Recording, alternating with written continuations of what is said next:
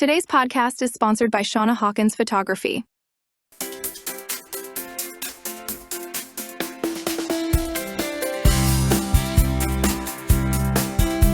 Welcome to the Mental Health Raw and Open podcast with your host, Jody Betty.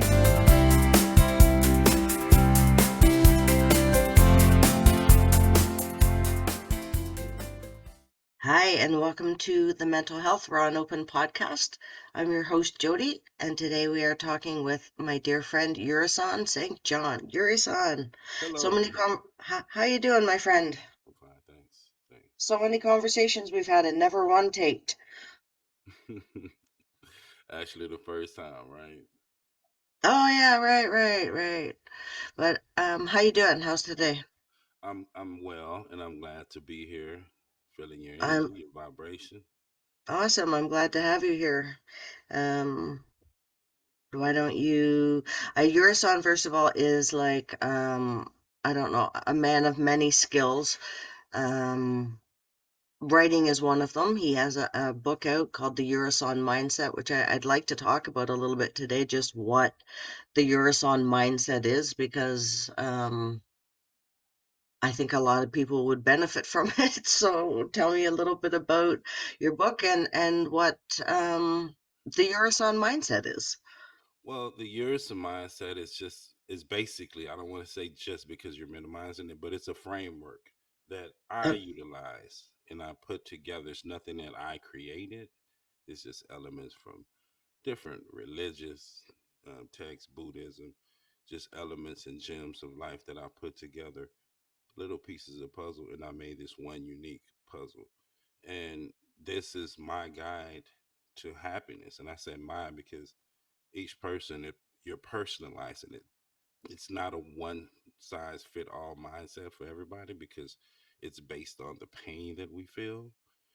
And each person, the pain that they feel is an individual pain. So no one feels the pain but you. So it's up to you to make this decision on how to avoid the unnecessary pain. What is pain? It's basically knowing your world, your resources, and how to achieve happiness by minimizing the unnecessary pain that no one feels but you. right. And how do you put that like into action in your life? Well, it's the concept of it is again understanding your world. It's kind of the first thing because your world, your existence, your experiences, everything that you you control, you have in your life, that's your aka your life, that's your world. Right. Okay. And so you think about when people in the news, somebody lose somebody, they'll say, my world has changed. Or if a Right, baby is right, being born, my world has changed. And so you recognize in that statement that I have a unique world, just as unique as my fingerprint. And right, and so that's why it's based on now we understand the world, we understand our resources, which is the unique tools that we use to reach our goal, which I'll talk about in a second. But the resources encompasses like time, energy, of course, effort, but also talents, qualities, virtues that you display, anything that you use to make you useful, even the people that you have around you, your connections, anything that any tool that you could use to reach your goal, that's your resources, and it's to recognize that, and that's it, your world, right? And then we recognize that each person has their own world. And so now right, when I recognize my world, I'm going to recognize Jody world. I'm going to recognize Dorian's role, and I'm also going to recognize his resources that he have, his abilities, this amazing producer, you see, and like these talents that each individual have, how we can use it to reach our goal.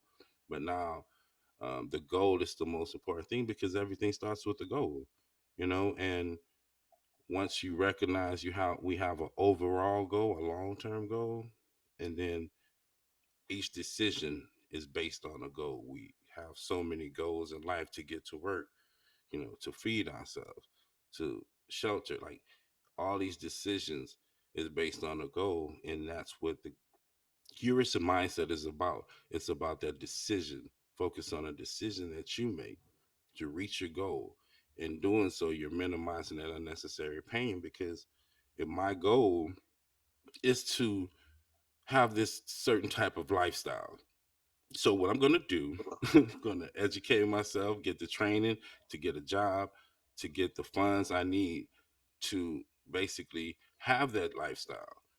And if I don't, if my goal is to have a family, so I'm going to use all my resources to keep this family, to get a family, keep it, maintain it, because without that family, it's causing me unnecessary pain.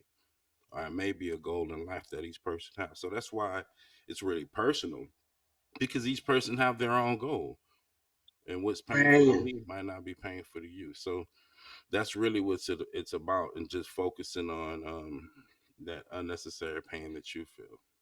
So kind of like the circle of control, like kind of like focusing on what's in your control in your world, and making that the goal, but also recognizing that your world is also going to bump into other people's worlds, right?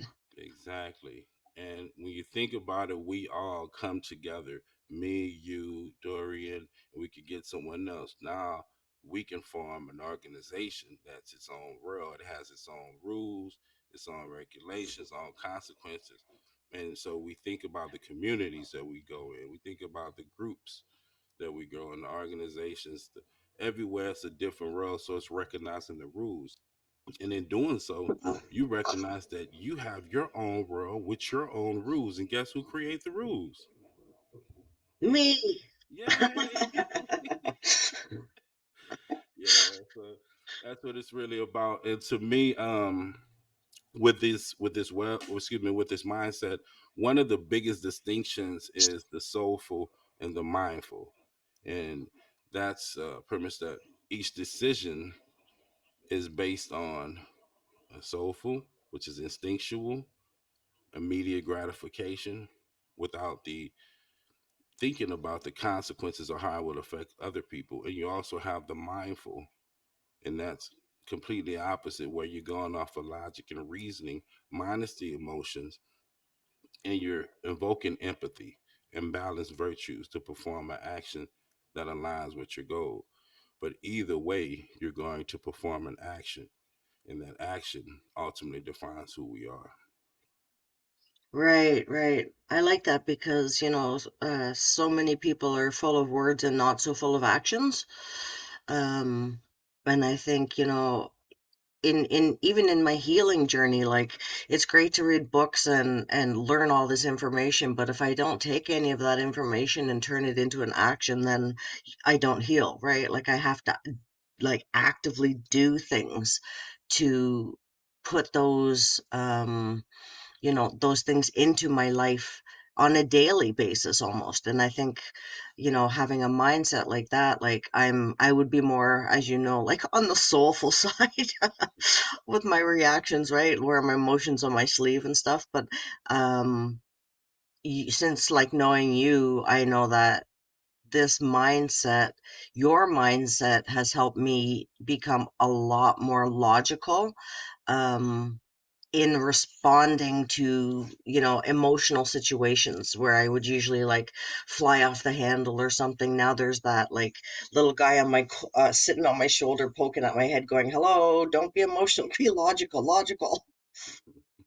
Yeah, and it's really striking that balance, because you think about, that's why it's entitled soulful, because it's natural. It's natural, your natural reaction. And it's not always a really what we call quote unquote bad thing.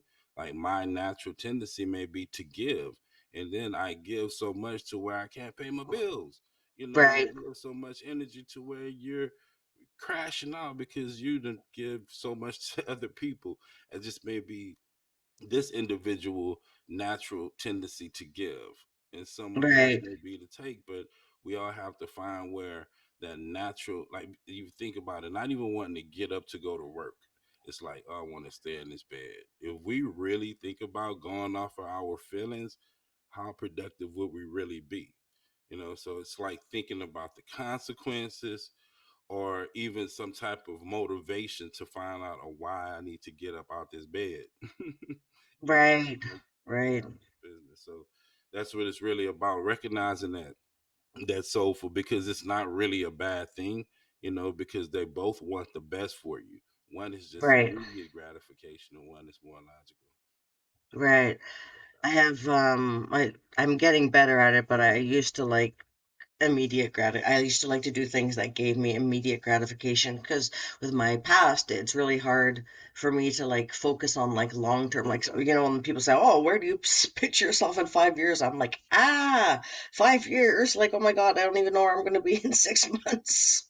That's So it's been understandable. really hard for me to long term plan, but I think I'm getting better at setting like a longer range goal and now taking steps to, slowly get there and not putting that time constraint on it is really huge for me. Because if I feel like overwhelmed with something, then I don't want to do it. Because I get like overwhelmed paralysis almost. Like it's too much in my head. So being logical and, setting a logical goal that makes sense for me too, not, based on my expectations instead of someone else's. Right. And expectations is one of the main reasons that we are disappointed. And when we talk about recovery from what? Pain. And a lot of the pain comes from the disappointment, which stems from expectations we either put on ourselves or other people. So Right, that's a part of the mindset also. We talk about managing that expectation within yourself and within others, knowing what you can control. I can't expect um, myself to be able to control someone else's actions. So, and once I recognize that, yeah, I can't control. Why would I expect this to happen? Because I can't control it. You understand? If it happens, it happened. I can hope for the best, prepare for the worst. But it's kind of strength in recognizing what you can and what you can't control, um, in doing that little thought process. But is really expectations. Like I said, a lot of reasons for the conflict that happens. I expected you to stay in your lane. Why did you cross over and cut me off? right, I expected you to love me the way I love you, or quote unquote give me one of my love languages. I expected you to right. do that. Yeah, So it's it's a lot of things that we can do to minimize that unnecessary pain, and that's what this book really focus on, because again, that's what a lot of the things that can stop us from. When I speak of pain, is from a spectrum. We can talk about discomfort all the way to anxiety, to depression, to any type of feeling that does not make you feel good, and to right, recognize it, because you may think it's little, and just like a physical cut, if we don't address that cut, it's going to fester in something worse. And it's the same thing as those little mental things that we feel that make us doesn't feel good, make us do not feel good. And so it's addressing it in a mindful way. why do you think that like it's so rare? Like people never communicate their expectations of other people, and we have a tendency to be like, "Oh, well, they didn't do that. I would have done that for them, or I that's how I would behave." And somehow we think because we would behave in a certain way that everyone else is would also have those morals and values and behave in that way. But it's never like I've never come across like very many people who sit down and say, like my expectations of this relationship or of you in this relationship would be A, B, and C. Is it because it's like really difficult to communicate expectations of Excuse me. other Yes, people? and also, no, I'm with you. I didn't unmute my button. Sorry about that, That's okay. editor. Cool. But yeah, when it comes to that, it's like you're thinking about, it's hard really. I mean, personally, I have to continually check myself, like, what did I expect to happen in this situation? Even when I'm Right, going into a situation, what do I expect? And it starts with my goal, so really, expectations, like I said, it's a natural. You got to think, again, that's a soulful. It's natural to expect someone to give you a plate of food because you didn't gave them 3 plates of food in the past. right, Certain expectations, then do you change the is that's when, excuse me, that's when we have to decide in ourselves, do we change the expectations, or do we change the person or the thing that we're putting our expectations into? right. And you're like, where the hell's my plate of food? You're gonna let me starve? I gave you 3 plates of food. Right. Absolutely. So it's just focusing on that, and we didn't talk about the information, which is really a big part of it, and it's making informed decisions. So you gathering as much information to make that decision, and the Eurison mindset is like me. That's how I really understood life, because the way I understand complicated things is through the simplest form. And just like Right. I'm a tech guy, zeros and ones is create the basis of the whole internet. And so through this philosophy, the pleasure and the pain, that's what is create our whole life. That's the basis of everything. So we base our decisions, and as Aristotle said, the aim of the wise is not for the pleasure, but is to avoid the pain. So it's like it's almost a little bit of negative motivation, but in the sense of I lock my car doors because I don't want someone to break into my car. Right. So Right. you have to envision someone breaking into your car in order to do that. And so it's kind of the same things in life, preventing these, because you don't want to feel that pain of having someone break into your car. And it's the same thing in every situation that we do. And on the aspect of the gathering information, we receive the senses, we receive the information, like I said, in the most basic form, the energy that we receive, the vibration. So we receive the information and pleasure and pain. And like I said, through our senses, which is the physical and the phenomenological. The senses is sight, touch, hearing, our five senses. Mm-hmm. We also have that phenomenological, to where I see beyond the what I saw, meaning I saw the sunrise, but I also saw what happened in this situation. I heard the bird chirping, but I also really heard what you just said. It's an underlining meaning. So you're sensing, you're gathering information beyond your sight sense, Right. those physical senses. Mm-hmm. And so once we receive that information, now that's when that process of the soulful and mindful start. Because that information may brought me an unpleasant feeling. Now I'm angry. it Right. made, Right. made me sad. Now I want to cry. So it's now, again, it's just really up to the individual to make that decision. Do I go on my soulful side and say Fuck it, and do Mm-hmm. what is preceded by, or do I make a mindful decision and perform an action that align with my goals? Right. Right. I think I'm getting better at trying to make mindful decisions because I spent so much of my life being like almost highly overreactive, like highly sensitive, and then very reactive to, a situation, or if someone triggered me, I would like snap back. And now I'm like, okay, wait a second. If I snap back, this is going to happen. And I know this because it's happened a million times. So now I try to, before, like if someone sends me a text that's triggering, I try to sit with that for like at least 5 minutes before I respond, so that allows me to get past that instant reaction of being like, oh, fuck you, blah, blah, blah, blah, right? Right. I go straight to, okay, wait a second. If I snap back at someone, they're going to be hurt or upset or not even understand why I'm snapping back, which is going to therefore turn around and bring pain to me because I'm going to feel guilty because I either hurt someone or piss them off. And that's going to come back to bring me pain in some manner. So, therefore, it's better for me to be and respond in a more logical manner. Yeah, and that's why I was saying earlier, it's no right or wrong, because some people they may take that pause and feel, that text that you were going to send needed to be sent.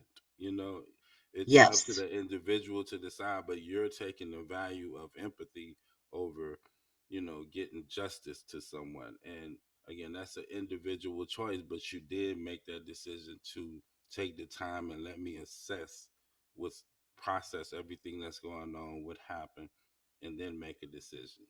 And I, that's I that's think I got a lot of that from Stoicism. Like just from the little bit of like Stoicism that talks about the pause, like taking a pause before you react and sitting with your feelings before you react kind of thing. That was probably the biggest thing that I got from, any stoic spaces that I went to.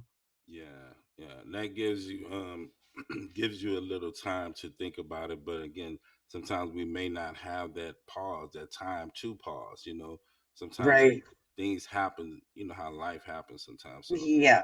even training ourselves to make that decision on the fly, on the go, you know, just to be, that's the training part of it come in. It's like I need to be aligned with my goals at all time. And again, that's how you said earlier about this situation that keep happening over and over. And now I got it. I learned from it. And so now I know how to react if a situation like that ever presents itself in my life again. So that's Right. training and learning from that mistake. I mean, not even a mistake, learning from that situation. Right. So, I think for me, being able to line up a goal and then set actions, gather information and then set actions, because I'm a big gatherer of information and not necessarily always putting it into action. I think that's kind of my goal this year, is to not have that fear of putting things into action, if that makes sense. Yeah, it does. It does. Because you're thinking about the worst. The fear brings pain. You know, at the end of that fear is pain. Like you're thinking about some type of pain. It might be embarrassment. It might be whatever it is, you know. So Right. now you're thinking about that and is naturally wanting to avoid that pain. But it's to do Right. it logically, you know, with that Yeah. balance. So that's what we kind of focus on, really balancing. And when we talk about the resources, right, we're talking about earlier, I just wanted to ask, what do you think your biggest resource is? Um, like my personal resource, or Your resources, the things that make you valuable, that make Jody Jody, that make Jody I Jody. think that empathy is one of them.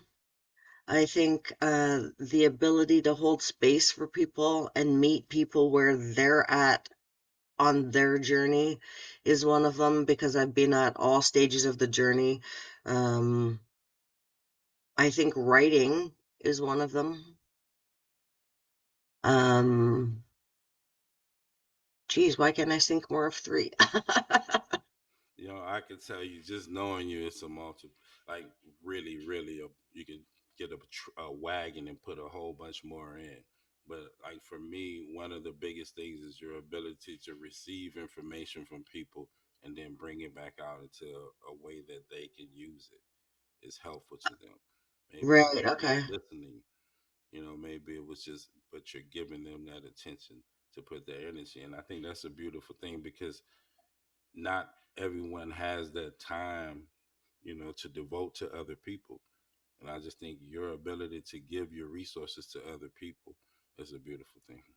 Oh, thank you. I appreciate that, because I feel like like I have so much knowledge um from books, from therapy, from so many things. And so it gave me like this big coping toolbox, and I figured out like mostly what works for me in terms of what toolbox skills I need to use in my life. But I almost feel like it's my duty, because I have all this information, to like spread it out and pass it out to people who might not have, access to therapy, or never was able to get therapy, or this type of information. So if I have it, I feel like, why should I keep it to myself if it could help other people in any way, right?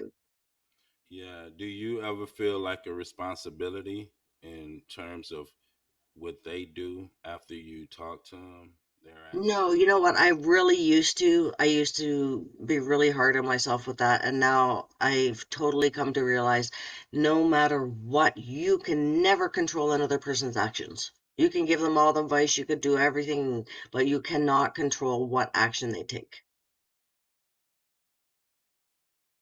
So for me, it's been a little bit easier not to carry that weight of what happens like after, like even if I'm dealing with someone that's in crisis or suicidal, like. it's hard because obviously I want them to be safe and I've done everything I can to knock them off the ledge, but the end result is whatever action they take is their action, and that is not my responsibility. I did my best and I hope for the best, but I can't carry the weight of whatever decision that they make. Yeah, 'Cause it- it's kind of like what I mentioned earlier, this understanding what you can and what you can't control. And that's a big Yes. part because just imagine if you did not do that. It's like all that weight, that energy, it's like you're taking on all that. Like just imagine if you didn't do that.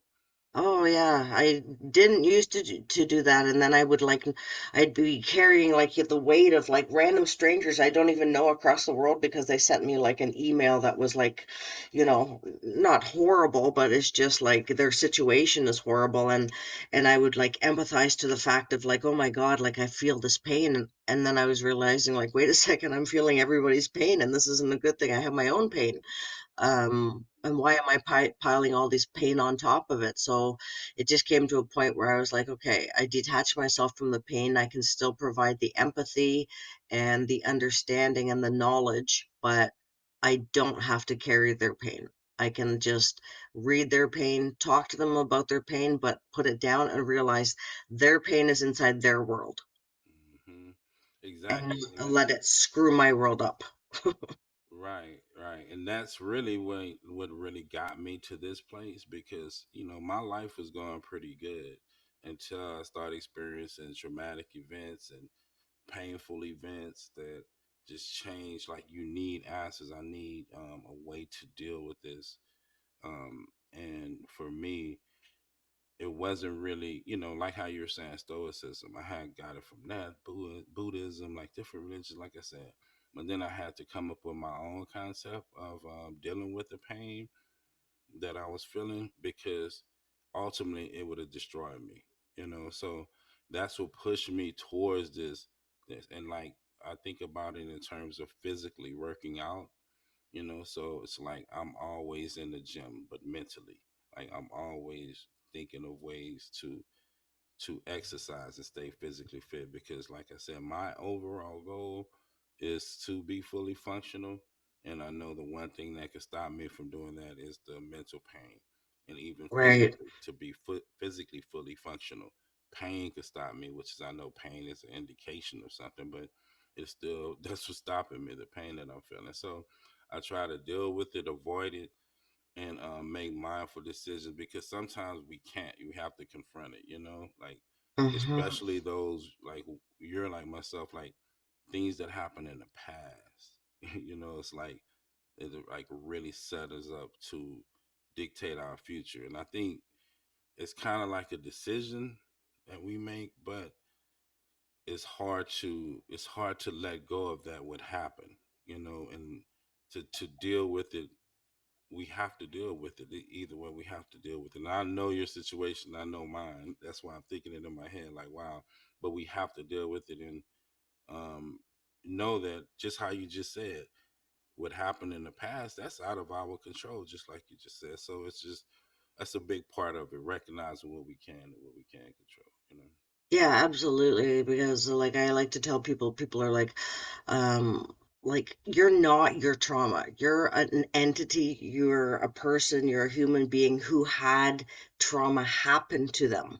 But that doesn't define who you are as a person, right? Right. That just means that, and with trauma, especially, like, I mean, I bundled mine up for years and years thinking, okay, I'm just going to get away with this. I'm going to skate through life and just bottle this up. And then it comes out whether you like it or not. So, um, then it came a point where it was time to like start dealing with not even like the trauma itself because you can't change what's already happened, but how it's affecting your day to day life now, right? I find so many therapists, especially, they want to go back and, dig up every little trauma that happened and go over all the details. And to me, it's so unnecessary. Yes, you need to have like a baseline so where your trauma came from, et cetera, et cetera. But to me, it's more important to focus on, okay, this happened to you, and this reaction is now affecting your life in A, B, and C ways.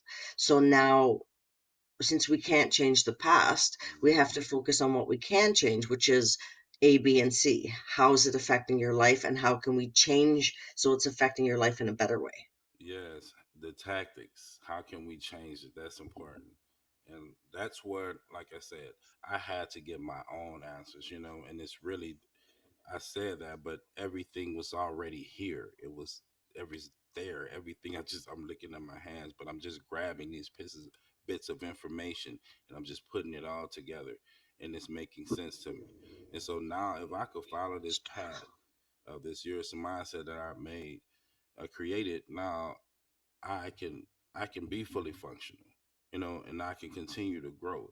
And that's the main thing for me because, like I said, if I don't do that, it's my realm, my life. And as we know, when people pass, people go, life goes on.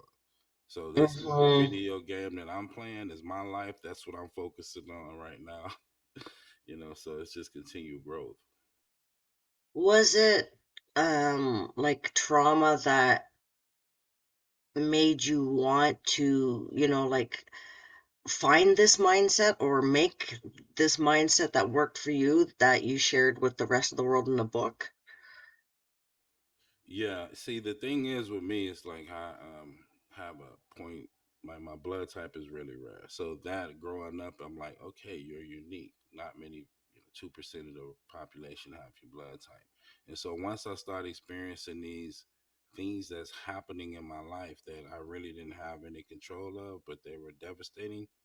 Um, Right, one of them to the point where I even something happened to someone that I love, and I wanted to sacrifice myself, and I asked the doctor right. if they could take my part of my body and put it in theirs. And I know I was just when I said it, I was literally ready to die. And I Mm-hmm. put my hand up to serve into the military, and knowing that I was taking that oath, but it wasn't really like that moment when I said that to the doctor. So once I went through that and I experienced it, it was like to the crying. I remember crying like 30 days, almost more than that, possibly. But I'm waking up with white tears on my, those dry tears. Yeah. I was Yeah. crying in my sleep. It was just consuming me. So after that happened, then it was like a series of things just constantly. My mom died, my dad died, my grandmother, my mentor, house burned. It's like things that you wouldn't really like, okay, what else is it? Like every time to the point Yes. when my phone was ringing, it's like, oh Lord, what am I about to hear right Yeah, I know who now? died, what happened. So yeah, it's like to that point where, okay, I have to deal with whatever comes my way. And it's kind of like how Bruce Lee say you flow with the water, so it's being that emotional. Like for me, it was a lot of emotions going on how I feel, and still to this day, now I can smell smoke and how and it invokes a certain feeling, or I can Oh, see yeah. a certain child walking and it can evoke a certain feeling. But right Yeah. when I feel it, then I can take control. Right. Yeah, because Yeah. it The can. trigger doesn't take control anymore.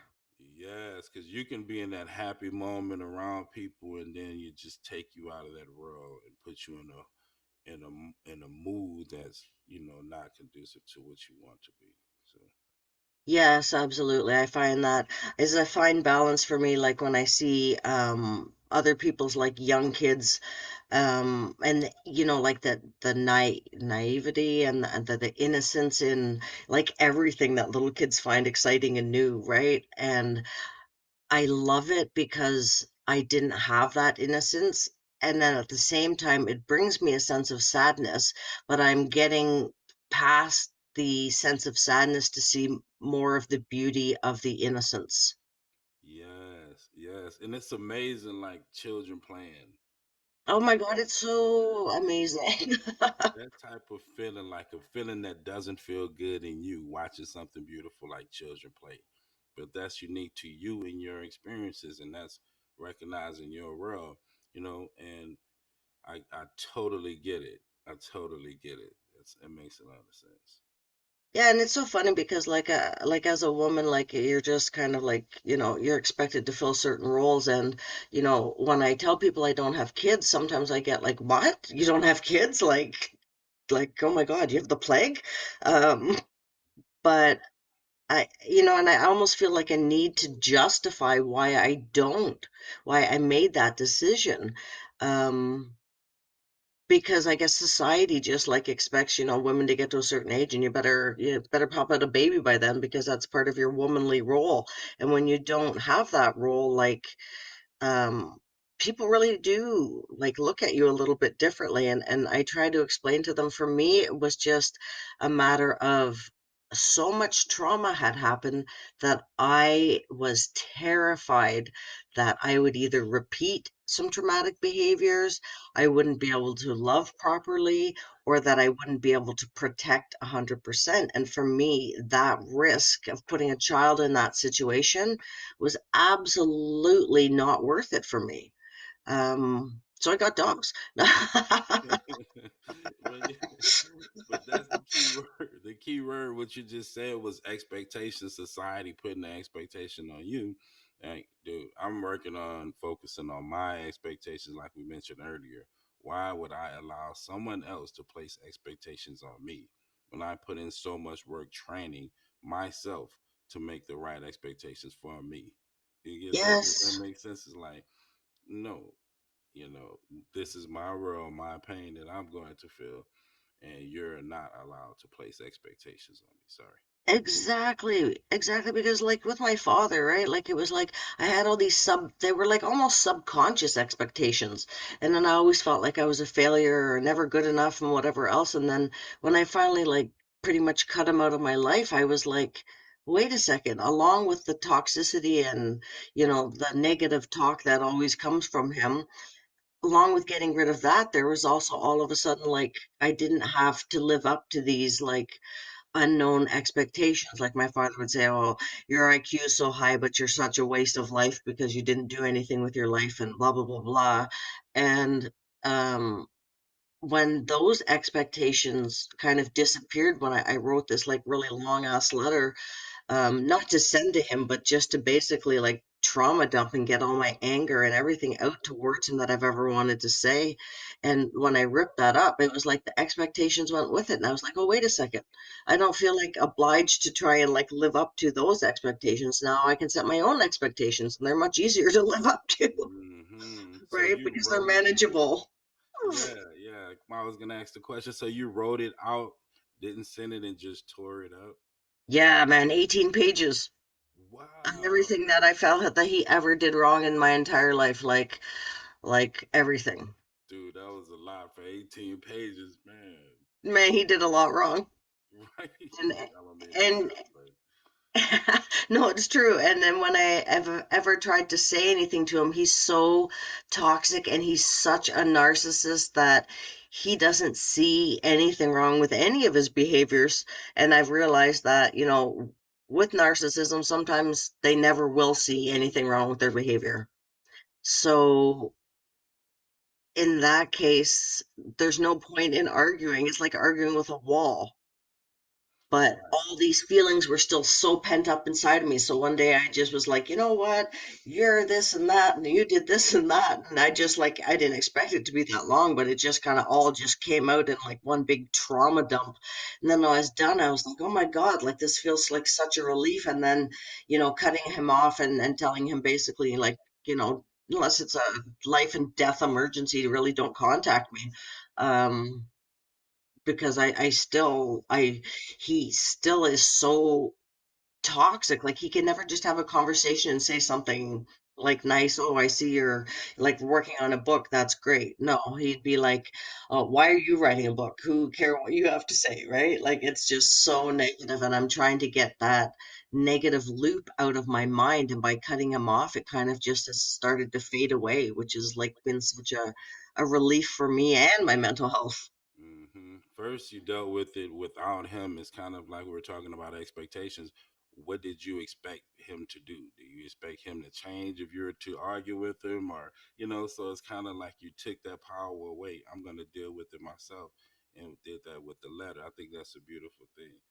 It's Yeah, because I knew I was never gonna get like an apology, or I was never even gonna get um yes, I did screw up and I did beat your mother. Like there's no accountability on his side whatsoever.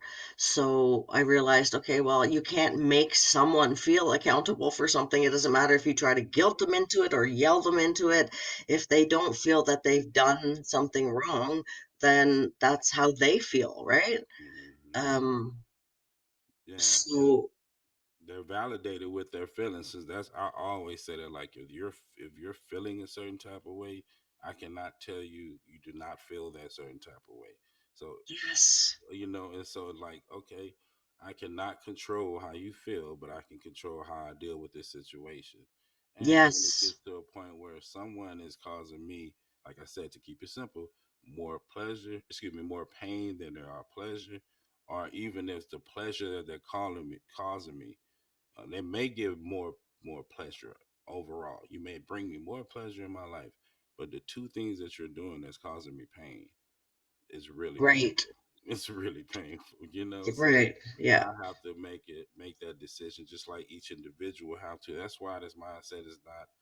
No one can tell you what to do because you're the one that's feeling that pain, and it's a Right. weight. We have to put it on the scale.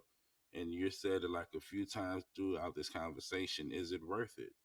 And to balance it out, and that individual person decide if it's worth staying in this relationship, if it's worth staying in this job, if it's worth pursuing this career or having this friendship. So it's and each individual make their own decision. Why? Because they're the ones that are going to feel that pain. Yes, and it's like saying to people, "Oh, well, your pain's not appropriate for that situation, or your emotions aren't appropriate for that situation." Well, they're their emotions, and that's how they feel. So I'm never going to tell someone that their feelings aren't appropriate or that they're not okay, because that's truly how they're feeling, Right. right? Like you can't tell someone their feelings are wrong. Right. Who are you? Like who Yeah, am I? exactly. Like what exactly. I might have the exact. It's like, when you see that there's like five people standing at a corner and then there's a car accident and then the police come and they do like statements, like of what people saw. And although all five people are sitting at the same accident, they saw the exact same thing, Right. nobody tells the same story, Right. Right. And that's right? It's yeah. always slightly variant. Right, and that just goes to show how unique we are. And the same thing with that accident, that same accident. The two of these people may be traumatized for the rest of their lives, and they have the other three who just get in cars and just drive like, oh, yeah, I've been in two accidents. I'm about to be in, it's my third accident. But I know a person who's been in one accident and she is like driving, she has to force herself to do it, because we Right. never know which situation is traumatic to someone else. And so Yes, again, exactly. yeah, that's just recognizing the individuality in ourselves and in other people, and now you can empathize with that person. But again, it all aligns to your goals. And just real quick, I know we're going to close soon, but I just wanted to say with the virtues, like we already discussed, like the actions define who we are. But if we go through if we take that mindful solution, like I said earlier, soulful and mindful, take that mindful process and invoke a balanced virtue.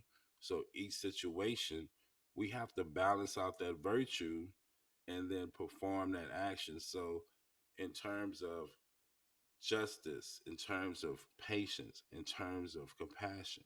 Because we can be too compassionate. Just like I said Hmm. earlier, I could give so much to where I'm broke, and that literally happened. Like, Yeah. whoa. So um, we have so much responsibility, and I think that's the thing with this mindset. It just makes you realize how powerful you are, and as they say, with power comes responsibility, and it's really up to us. And again, we decide which virtues we value. We decide what expectations we set, what pain that we feel, Like, well, we don't really decide the pain that we feel, but the suffering we can, like I said earlier, we can, once we sense the pain, we sense this unpleasant feeling. Now we can decide if we suffer or not. Right. But we do have a lot of power, and I think that's what this overall mindset is, to recognize that you do have a lot of power. And the one thing that is stopping you, stopping us, like I said again, it's that pain that we feel, and we know that pain can be lessened. We can grow from that, but it's that unnecessary pain, and that's really the focus of this. Like the unnecessary pain of the snow I just see falling from the sky in March. You can't control it. You can't control Can't it. control it. Absolutely. No, like I love it. I love the whole concept of it. I like um I want to be able to like make that part of my practice and put those, you know, things into my life to be able to take action, because sometimes fear stops me from taking action, and I want to just get over the fear part and like just do things, but mindfully do things. Mhm. Um and actually set goals based on what I want for a change. Um instead of like again trying to live up to somebody else's goals or expectations. And now I feel like so much freer. Like I feel like before, I had all this information to start my book and it was all just sitting there, and then I had like, oh, you shouldn't do this, it'll never be any good, or nobody wants to read it, or all these negative thoughts would come through my mind, and I realized those expectations were just like negative, like tapes playing in my head, like a negative loop. And now I feel like, oh, why not write a book? Like, what's the worst that can happen is nobody reads it, and that's that. Like, but at least I got what I want, which is my goal is to be, like I'm published in some anthology books, but I want to have my own book. Yeah, That's yeah, my goal. Whether anyone picks it up to read it or not, if I get it done, then my goal's accomplished. Anything else on top of that is just an added bonus. yes. I love those like stories of people who like do things, read the art or write books, and maybe for 5 years or 10 years, nobody heard of it. But it's like after they die or just somebody randomly picks it up, then it explodes, and these people Yeah, break huge. yeah, So it's again the goal. I'm doing this to put this information out into this world. That's yes. my goal. And some people goal may be to make money, sell books or whatever. But that's my goal, to put this out into the world. And ultimately, while it's going to happen, it's happening, and it's going to continue to happen, and if I just can affect one person's life, even just get a couple gems out of this book, and apply to their growth, their path. And then hey, I'm happy. I'm smiling in my heart. I'm smiling. Mm-hmm. Well, yeah, I think like what a difference you've made in my life. So that's that. If hope that makes you smile, because you have made a huge difference in my life, as a friend, and as being almost like the logical guy on my shoulder that says, "Yo, not everything has to be responded to emotionally, right?" Yeah, Because yeah, logic wasn't like, not that I wasn't logical. I'm logical in a lot of situations, but when I'm emotional, emotional takes power over logic for me. Whereas now I'm learning that it doesn't have to be that way. right. I Like can control that. the acting on the emotions is the one thing like that can. I don't mean to put it in a horrible way, but people can do something horrible in that 5 seconds, in that 10 seconds. Mm-hmm. That they're acting emotionally, and we see it all the time. So it's I'm happy to see your growth. Yes, that makes me smile. I'm happy to see your continual growth, and just looking forward to see it continue, and just see you prosper to that powerful person you're destined to be. Oh, thank you. I appreciate that. And for everyone who's listening, the Eurison Mindset is available on Amazon, and I will drop a link for you. Um, Thank you so much for coming on and sharing these gems of wisdom with everybody. I think it's so important, and I would love to do like a part two in a month or two, and maybe just pick one like aspect and really delve into it.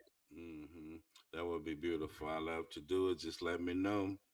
Oh, I will, absolutely. And I thank you. appreciate you, my friend. Thank you so much for coming, and blessings to you, Dorian, and everyone else on the team, everyone else listening, and blessings on your path, and wishing you all continued growth. Same with you, my friend, and I'm sure we'll talk very soon. Most definitely. Bye-bye. Okay, peace And love. and love. Talk to you soon, hon. Thank you for listening to the Mental Health Raw and Open podcast with your host, Jody Betty. Our sponsor for this episode is Shauna Hawkins Photography. With a variety of prints and keepsakes to suit any decor, you're guaranteed to find the perfect piece for your space. Visit shaunahawkins.smugmug.com and make your neighbors jealous today. If you enjoyed today's show, please give it a like and don't forget to smash that subscribe button. And if you appreciate the work I do, why not buy me a coffee? Details in the show notes. Today's episode was recorded and edited by Dorian Kent and produced by Jody Betty and Dorian Kent. This has been a Raw and Open production.